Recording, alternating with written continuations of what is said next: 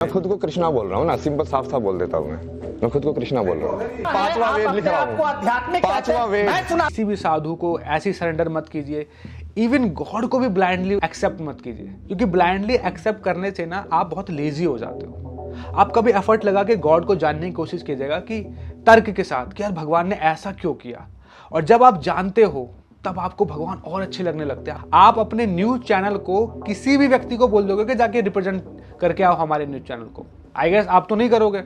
तो सनातन धर्म के केस में ऐसा क्यों?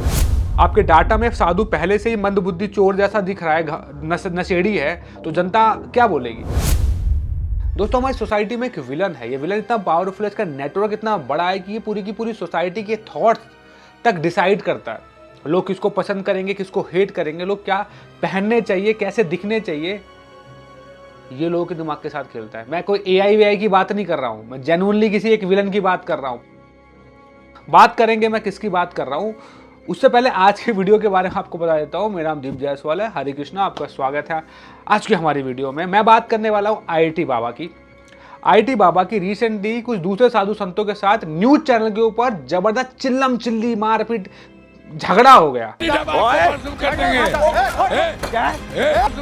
जो है तत्काल जो है मेडिकल का जरूरत है, इसको ट्रीटमेंट का जरूरत है। तो आपने ये वीडियो देख लिया होगा, आपने देख लिया होगा कि IIT बाबा और दूसरे संतों में झगड़ा हो रही है, गाली गलौज कर रहे हैं, एक दूसरे को टेररिस्ट बोल रहे हैं। पर ये जितना दिख रहा है ना कि अरे ठीक है दो लोग लड़ रहे हैं और फालतू बातें, ये इतना नहीं है दोस्तों। इतना सिंपल मत लो, ये बहुत बड़ा प्रोपेगेंडा टाइप चल रहा है। मैं बात करूंगा इसके ऊपर। उससे पहले सब्सक्राइब कीजिए इस चैनल को, लाइक कीजिएगा वीडियो, अगर अच्छी लगे कमेंट करके बताना आपको क्या पॉइंट अच्छा लगता है। अब शुरू करते हैं। चलिए वीडियो की स्टार्ट एक इंटरेस्टिंग फैक्ट से करता हूँ। अक्सर हमें लगता है कि I decide what I like, it's my life, it's my choice. ऐसे बड़े बड़े नारे आपने सुने होंगे। लोग कहते हैं कि यार मैं डिसाइड करूंगा मैं कैसे कपड़े पहनना चाहता हूँ या चाहती हूँ, मेरे को पसंद है वो मैं करता हूँ। हमें ऐसा लगता है कि हम इंडिपेंडेंट हैं, हम फ्री हैं, हमें किसी का कंट्रोल नहीं है। रियलिटी ये नहीं है, इल्यूजन में हम जी रहे हैं। रियलिटी ये है कि दूर कहीं बैठा एक व्यक्ति है जो चाहता है कि इस सोसाइटी के लोग, इस क्लास के लोग ये कपड़े पहने, ये मोबाइल खरीदें और ऐसे दिखें, और हमें पता भी नहीं होता कि हम कब मैनिपुलेट हो रहे हैं एडवर्टाइजमेंट के। अगर यकीन ना हो तो कभी पढ़ना या जानने की कोशिश करना influence of media on consumers choices. आपको पता चलेगा कि इतनी सारी जो चॉइसेस हम अक्सर करते हैं समहाउ मीडिया द्वारा हमारे दिमाग में डाली जाती है। इसीलिए जो विलन है ना जिसकी मैं बात कर रहा हूँ बहुत पावरफुल है, ये मीडिया है। IIT बाबा का जो लफड़ा हुआ है दूसरे साधुओं के साथ, इसी से समझ जाएंगे कि मीडिया क्या करना चाह रही है। हम सभी जानते हैं कुंभ में जो सबसे ज़्यादा बेनिफिट किसी को मिला है वो IIT बाबा है। एकदम से ज़बरदस्त पॉपुलर हो गए। IIT बाबा एक लड़का है जो स्पिरिचुअल सीकर है। वो कोई साधु नहीं है, ब्रह्मचारी नहीं है, सन्यासी नहीं है, बाबा नहीं है, किसी भी कैटेगरी में आता नहीं है। वो एक IIT लड़का है जो स्पिरिचुअलिटी में आगे बढ़ना चाहता है और सनातन धर्म को एक्सप्लोर करता है। इससे ज़्यादा वो कुछ है नहीं। अपने ना वो अपने गुरुओं के हिसाब से चलता है ना किसी के हिसाब से चलता है, वो अपने हिसाब से चलता है। उसको मानना है कि वो डायरेक्ट ही भगवान शिव से बात करता है और शिव जी ने उसको बोला है कि तुम ही विष्णु हो। और मैं यदि बोल रहा हूँ कि महादेव से बात करते, मैं बोल रहा हूँ यदि महादेव को ये बोलने के लिए बोल रहे कि भाई तू ही विष्णु है, तो मैं झूठ थोड़ी बोल रहा हूँ। जब सब कुछ प्रूव कर दोगा, मैं जब सारी शक्तियां ले लूंगा तब मानोगे तुम लोग। तुमने ही अवतार लिया था राम के रूप में, तुम ही कृष्ण हो और तुम ही वो कल्कि हो जिसका सब इंतजार कर रहे हैं।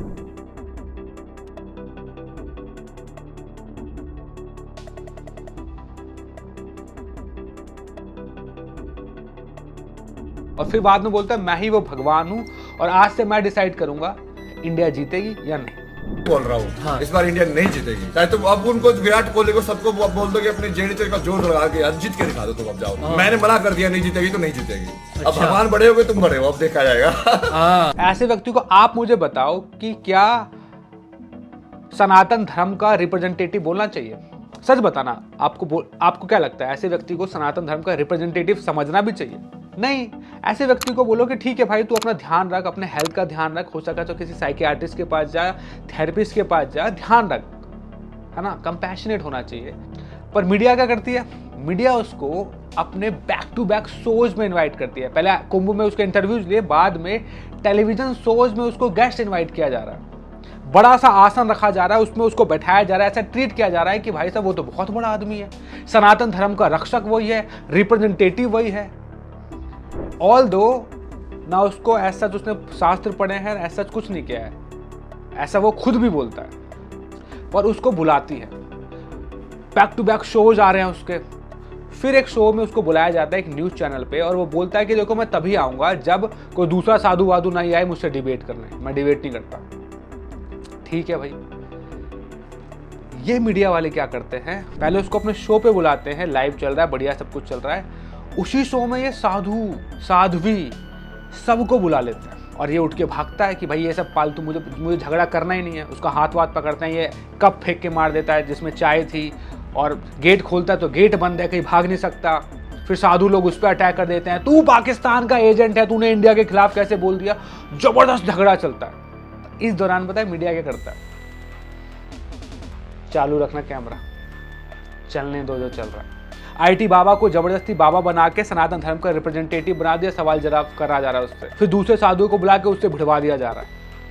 और एज अ जनता, जो इनोसेंट जनता है, वो देख रही है सब, वो क्या सोचेगी। एक आईटीएन है जिसने डिग्री वेस्ट कर दी, खुद को भगवान बोलता फिर रहा है। मैं खुद को कृष्णा बोल रहा हूँ ना, सिंपल साफ साफ बोल देता हूँ मैं खुद को कृष्णा बोल रहा हूँ। कुछ कैसे साधु हैं, इनको ये जल रहे हैं उसकी सक्सेस से कि उसको ज़्यादा अचीवमेंट दिया जा रहा है इस आईटी बाबा को, हम साधुओं को नहीं जा रहा। तो देखो देखो कैसे कैसे साधु लोग नेम फेम के भूखे हैं, ऐसा बोला जा रहा है। ये उनका कसूर है कि रातों रात उनको टीआरपी मिल गई, और जो साधु संत बैठे थे महाकुंभ में उन लोगों को टीआरपी नहीं मिली। तो कहीं ना कहीं ये इनकी ये कसूर क्या है? जलन की भावना दिख रही है, हाथ में जो है जलन की भावना इनके मन से दिख रही है। तो जनता को डाटा दिया कि ऐसा ऐसा है तुम्हारा धर्म, और जनता देख रही है। और फिर जो इनोसेंट जनता है, जो समझदार है, वो तो इनमें फंसती नहीं है, वो फिर ओपिनियन शेप करती है कि हाँ भाई फालतू है, क्या है यार, उसको कपड़े पहनने नहीं आते, ये जेलसी से मरा जा रहा है। वो आईटी बाबा जो सनातन धर्म का रिप्रेजेंटेटिव है, बनने की कोशिश कर रहा है, ये व्यक्ति गांजा पीता है। अभी आईटी बाबा की जस्ट अभी की न्यूज़ है, मंडे की, उसमें पकड़ा गया है जयपुर में गांजा लेते हुए, और ऐसे व्यक्ति को साधु बोला जा रहा है, सन्यासी बोला जा रहा है, बाबा बोला जा रहा है। वो नशे में रहता है हर समय। पता, मैं उसको डिसरिस्पेक्ट नहीं कर रहा, मेरी कोई उससे हेट भी नहीं है, पर भाई मैं सनातन धर्म को मानता हूँ, पर मैं देख रहा हूँ कि किसी भी व्यक्ति को सनातन धर्म का रिप्रेजेंटेटिव क्यों बोला जा रहा है। फिर मैंने थोड़ा और एक्सप्लोर किया, तो मेरे एक फ्रेंड है, उनको बहुत ज़्यादा डिस्क्लोज नहीं कर सकता, तो वो बताते हैं कि अक्सर जो एडवोकेट्स, लॉयर्स बुलाए जाते हैं मीडिया डिबेट में, ज़्यादातर ये वो वाले लॉयर्स होते हैं, एडवोकेट्स होते हैं, जो खुद सुप्रीम कोर्ट या हाई कोर्ट या अपने कोर्ट में, जहाँ से वो है, रिस्पेक्टेड नहीं होते, ज़्यादा केस नहीं जीते होते। बस लॉयर का ठप्पा लग गया, इनके कॉन्टैक्ट्स होते हैं, तो खाली बैठे रहते हैं, तो जाके मीडिया में डिबेट करते रहते हैं। इनकी खुद की बहुत रिस्पेक्ट नहीं होती। मतलब कम्युनिटी में भी जो सबसे ज़्यादा डिसरिस्पेक्टेड या बहुत ठीक ठाक है, उनको बुला के बस डिबेट में लॉयर्स को बुला लेते हैं। ऐसे ही दूसरे लोगों को बुलाते हैं, और ऐसे ही साधु संतों को भी बुला लेते हैं, और उनके थ्रू बोल देते हैं कि वी हैव एक्सपर्ट्स। ये एक्सपर्ट है, ये कहाँ से एक्सपर्ट है? और जनता के दिमाग में ओपिनियन शेप किया जाता है। अगर जेन्युइनली ये आईटी बाबा की केयर करते तो उसको थेरेपी के लिए लेके जाते। भाई जो मेंटली डिस्टर्ब है, आप उसको क्यों एंटरटेन कर रहे हो, उसे क्यों एंटरटेनमेंट लेने की कोशिश कर रहे हो? I guess this is not media, at least this is not news channel. आप अपने न्यूज चैनल को किसी भी व्यक्ति को बोल दोगे कि जाके रिप्रेजेंट करके आओ हमारे न्यूज चैनल को, या कोई स्पोक पर्सन है या कोई जेन्युइन व्यक्ति है जो आपके न्यूज चैनल के जो पॉलिसीज हैं, जो आप प्रिंसिपल सेट किए होंगे, उसको जानता हो, या किसी भी रेंडर व्यक्ति को बोलोगे जाओ, आई गेस आप तो नहीं करोगे। तो सनातन धर्म के केस में ऐसा क्यों? सनातन धर्म सबका है, पर सब रिप्रेजेंट नहीं करते ना भाई। अब शंकराचार्य उसको बुला लेते, रामभद्राचार्य जी हैं, इतने बड़े बड़े जो हैं उनको बुलाओ, पर नहीं, आपने एक लड़के को बुलाया जिसको बाबा भी आपने बोला, वो खुद भी कह रहा है मुझे बाबा क्यों बोल रहे हो, तो आप खुद डिसाइड भी कर रहे हो कि कौन बाबा होगा कोई नहीं। मैंने बहुत टाइम पहले एक डिबेट देखा था जिसमें अमोघ लीला प्रभु जी गए थे। अमोघ लीला प्रभु जी ने अपना पूरा जीवन दिया राधा कृष्णा जी के बारे में अध्ययन करने में, उनकी भक्ति में। वहां पे जो एंकर है वो उनसे बोलती है कि राधा कृष्णा ने भी तो प्रेम किया है, प्रेम करने में दिक्कत क्या है आपको? राधा और कृष्ण की शादी हुई थी, वो भी सुन लेते। हुई थी, भांडीरोन में हुई थी, ब्रह्मा जी ने कराई थी, but he did not have live in with anyone. भाई तू टीवी सीरियल देख कर आई है, वो जिंदगी भर शास्त्र पढ़ा है, उससे ज्यादा जानती है क्या राधा कृष्णा जी के बारे में? क्या है ये ऐसे हैं? सोचने वाली बात है। जिस सब्जेक्ट के ऊपर ये डिबेट भी करना चाहते हैं, करवाना चाहते हैं, खुद उसका अध्ययन नहीं करते। खुद टीवी सीरियल से सीख के आए हैं, इंस्टाग्राम के पोस्ट से सीख के आए हैं। इनको तो ये तक नहीं पता ब्रह्मचारी, सन्यासी, बाबा, इस तरीके के कई लेवल्स होते हैं साधु की कैटेगरीज में। सबको एक ही बताते हैं ये।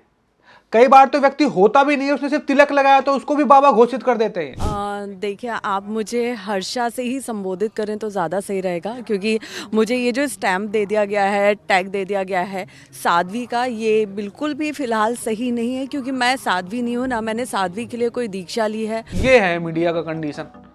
हंसूं या घबराऊं कि भाई ये क्या दिखाएंगे। और यही रीजन भी है कि कहीं ना कहीं लोग अब यूट्यूबर पे ज्यादा ट्रस्ट कर रहे हैं rather than in news channel वालों पे, क्योंकि न्यूज चैनल वाले एक डेली सोप रियलिटी कॉमेडी से ज्यादा कुछ नहीं रह गया, तमाशा हो रहा है। मैं सबकी बात नहीं कर रहा, पर बहुत से ऐसे हैं जो कर रहे हैं। अगर हम कोर पर्पस भी टीवी, टेलीविजन, न्यूज का समझे तो वो उनका क्या है? पब्लिक को करंट इवेंट से रिलेटेड अपडेट्स मिले, इशूज से रिलेटेड अपडेट्स मिले, क्या डेवलपमेंट चल रहा है उससे रिलेटेड भी ग्लोबली अपडेट्स दे हमें। ये जो अपडेट्स देते हैं ये एजुकेट करने की कोशिश करते हैं अपने व्यूअर्स को। वो जो डाटा देते हैं अगर वो ही करप्ट है तो उसके बेस उसको देख के जनता क्या ओपिनियंस बनाएगी? वो भी तो खराब ओपिनियंस बनाएगी। आपके डाटा में साधु पहले से ही मंदबुद्धि चोर जैसा दिख रहा है, नशेड़ी है, तो जनता क्या बोलेगी? तो मैं भी बता रहा था ना कि एक विलन है, वो ये विलन यही है। हम लोग देखते थे ना टीवी सीरियल में, पहले सास बहू लड़ रहे हैं और नंद मजा ले रही है क्योंकि लड़ाई उसने कराई है। तो ये मीडिया वही कर रही है, सबको बहला रही है अपने हिसाब से, टीआरपी के चक्कर में, स्पॉन्सरशिप के चक्कर में, बस मजा काट रही है।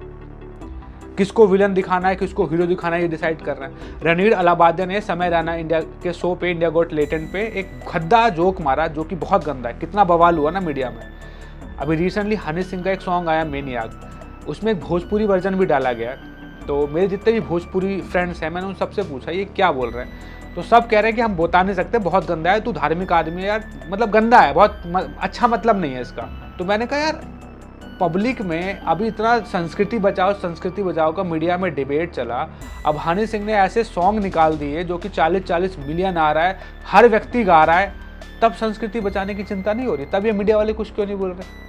मतलब इनका भी डिसाइडेड है कि किसको अच्छा दिखाना है, किसको बुरा दिखाना है, कौन आपको फेवरेट लगना चाहिए, कौन नहीं लगना चाहिए, एक तरीके से मीडिया डिसाइड कर रही है। तो मैं जो बोल रहा था ना कि बहुत बड़ा विलन है जिसका बहुत जाइंट नेटवर्क है, जो डिसाइड करता है, सोसाइटी के ओपिनियन शेप करता है, वो यही है।